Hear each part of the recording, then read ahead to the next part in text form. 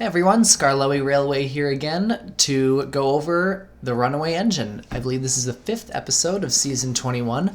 And again, I don't have a whole lot to say about this one. I thought it was very good, though. I thought it was a very strong episode.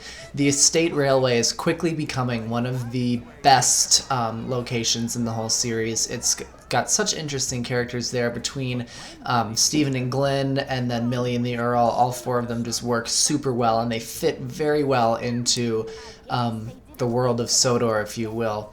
So this episode we see Millie and Stephen sort of get into a fight, and then Stephen ends up thinking Millie runs away, which is nice to see that the engines don't all get along all the time, because that's one thing that sort of irritates me, is that it seems like everything is just happy all the time here, unless you're talking about Gordon, James, or Diesel.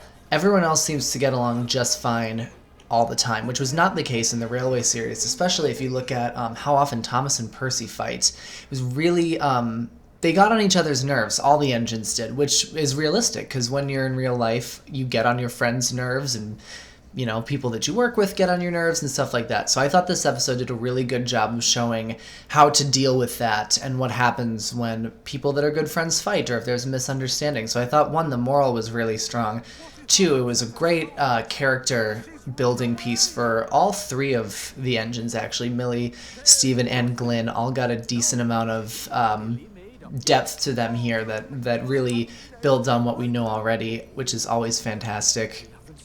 And then finally, I think it was refreshing to see a sense of continuity again. I mentioned this several episodes ago. I don't remember what episode. The most singular engine. Here we get a reference to the Switch, and that is fantastic. It's nice to see that Luke and Millie still have this shared memory together, and Skarloey remembers her from this experience. And I just love little tiny homages like that show that time has passed and show that the characters have lasting impressions and memories and stuff. It always makes things feel deeper and more real to me.